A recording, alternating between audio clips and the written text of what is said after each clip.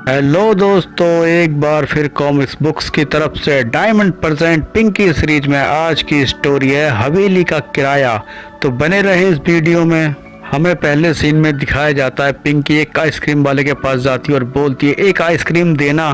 के बाद आइसक्रीम वाला एक आइसक्रीम निकाल कर बोलता है लो पिंकी। पिंकी आइसक्रीम लेकर सोचती है आज बहुत दिनों बाद इसका स्वाद चखूंगी। उधर एक होटल में एक आदमी बोलता है सेठ तुम्हारे होटल का खाना लजीज था, एक आइसक्रीम भी मिल जाए तो दिल खुश हो जाएगा। इस पर सेठ जी बोलते हैं जब्बू एक तो तुम खाना मुफ्त में खाते और जोर जबरदस्ती करते रहते, तुम जाओ यहाँ से। उसके बाद जब्बू होटल से बाहर निकलते हुए सोचता चलो मैं बाहर से ही ले लूँगा।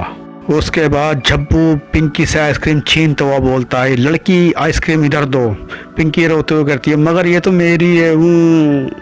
उसके बाद झब्बू पिंकी से आइसक्रीम छीनता हुआ बोलता है झब्बू इस इलाके का बदमाश है, चाहे तुम कितना रो लो तुम्हारी मदद करने के लिए कोई नहीं आएगा। उधर पिंकी रोती रहती है, तभी उनकी बात साबू सुन लेता है। उसके बाद साबू वहाँ पर आता है और एक जोरदार किक झब्बू के मारता है जिससे झब्बू हवा में उड़ जाता है और साबू बोलता है कमीने इस बच्चे को रुलाता है तू। उधर पिंकी रो रही होती है, साबू बोलता आप क्यों रो रही हो। इस पर पिंकी बोलती है मेरी आइसक्रीम बह भी उस बदमाश के साथ गई। साबू सोचता ओहो अब ये एक नई समस्या खड़ी हो गई। फिर बोलता है साबू चुप हो जाओ मैं तुम्हारे लिए दूसरी आइसक्रीम खरीद दूंगा। उसके बाद पिंकी साबू के कंधे बैठ जाती है और बोलती है ठीक है साबू। साबू बोलता है लेकिन मेरे पास पैसे नहीं है, उसे खरीदेंगे कहाँ से। मैं एक साहूकार गजक दास को जानता हूँ, उसके पास चलते हैं। उस पर पिंकी बोलती है क्या गजक दास तुम्हें पैसे देगा। साबू बोलता है उम्मीद तो है। उसके बाद साबू गजक दास के पास पहुंचकर बोलता है गजक दास मुझे 500 रुपए की जरूरत आ पड़ी है। इस पर गजक दास बोलता है गजक दास किसी को मुफ्त में पैसे नहीं देता, मेरी दूसरी हवेली में गास भी किराएदार रहता है, उससे किराया वसूल करके लाओ और मैं तुम्हें 500 रुपये दे दूंगा।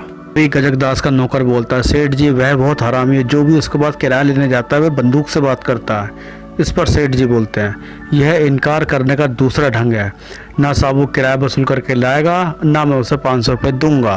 उसके बाद साबू और पिंकी चल पड़ते हैं। साबू बोलता है चलो पिंकी मैं जानता हूँ कि सेठ की हवेली कहाँ पर है।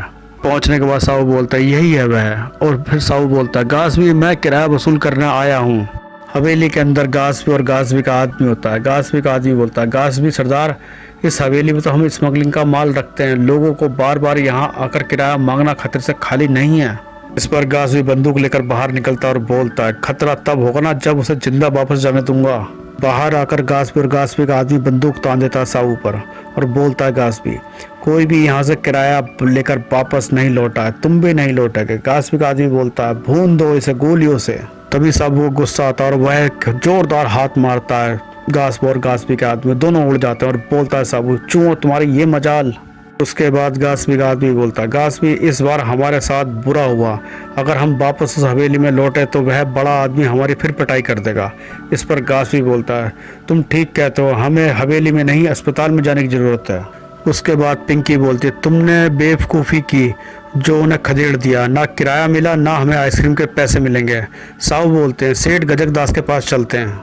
गजक दास के पास आकर साहू बोलता है सेठ मैं किराया वसूल नहीं कर सका, गासवी और उसके साथी हवेली छोड़कर भाग गए। तो गजक दास बोलता है यह तो और भी अच्छा, यह लो 100 रुपये स्मगलर से मेरी हवेली खाली कराने का इनाम। उसके बाद साबू और पिंकी वहाँ से खुशी खुशी चल देते हैं। रास्ते में साबू पूछता है पिंकी 100 रुपये में कितनी आइसक्रीम आ जाएगी। पिंकी बोलती है लगभग 20। तब साबू बोलता है तब तो मैं भी खा सकता हूँ।